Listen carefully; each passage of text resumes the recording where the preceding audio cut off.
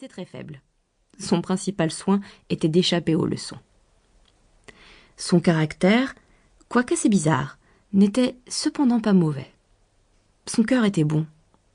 Rarement elle était entêtée, presque jamais querelleuse. Quoique turbulente et un peu grossière, elle était assez douce avec ses jeunes compagnes. Elle n'aimait pas de rester à la maison. Enfin, elle n'était pas très propre, et son plus grand plaisir était de se rouler sur le plancher ou sur le gazon. Telle était Catherine Morland à l'âge de 10 ans. À 15 ans, il s'était opéré en elle un changement remarquable. Son teint était devenu plus clair, ses traits s'étaient adoucis, ses yeux s'étaient animés. Elle avait les jolies couleurs de la jeunesse et un peu d'embonpoint. Sans être belle, elle était devenue assez agréable. Les goûts qu'elle avait eus dans l'enfance étaient remplacés par d'autres, plus convenables, tels que ceux d'arrangement et de propreté. Elle commençait même à soigner sa toilette. Elle avait alors le plaisir d'entendre quelquefois ses parents remarquer ce changement avantageux et se dire « Catherine est tout à fait gentille. Aujourd'hui, elle est presque jolie. » Il est bien doux à 15 ans de savoir qu'on est jolie, surtout lorsqu'on n'avait entendu parler jusque-là que de ses défauts. Madame Morland était une bonne mère. Elle désirait que ses enfants fussent bien élevés.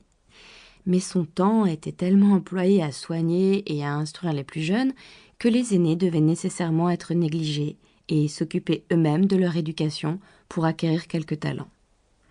Ainsi, Catherine, abandonnée à elle-même, n'avait que des goûts et des idées très simples et préférait naturellement à 15 ans les jeux et les exercices de cet âge à l'étude et à la lecture, du moins à la lecture des livres sérieux, car elle lisait assez volontiers ceux qui ne contenaient aucune leçon, aucune réflexion et qui ne demandaient aucune application.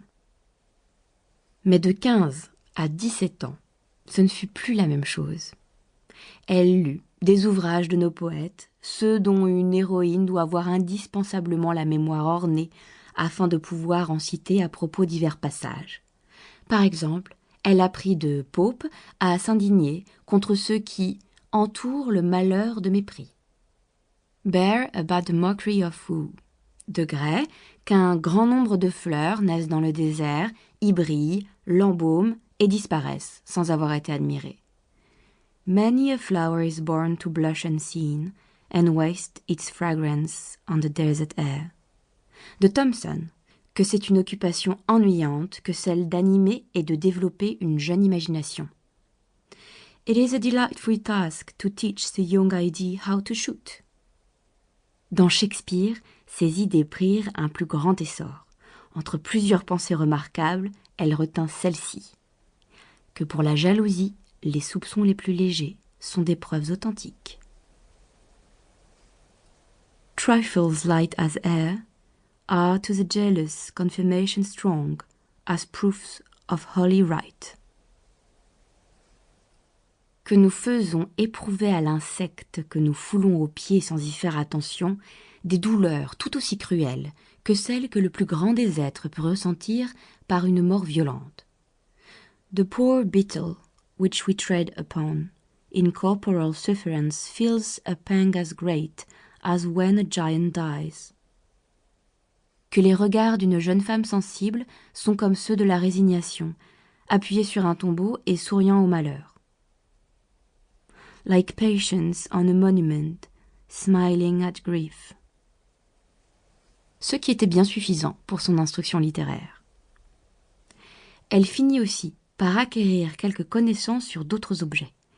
Sans être capable de faire des vers, elle parvint à goûter ceux qui étaient bien faits. Sans être virtuose, sans s'extasier quand elle entendait un morceau de Rossini, elle parvint à l'écouter sans ennui, et même à juger assez sainement de l'exécution. Mais le dessin était encore resté pour elle une occupation inconnue. Elle n'en avait pas la plus légère notion. Elle n'aurait pu crayonner la plus simple esquisse.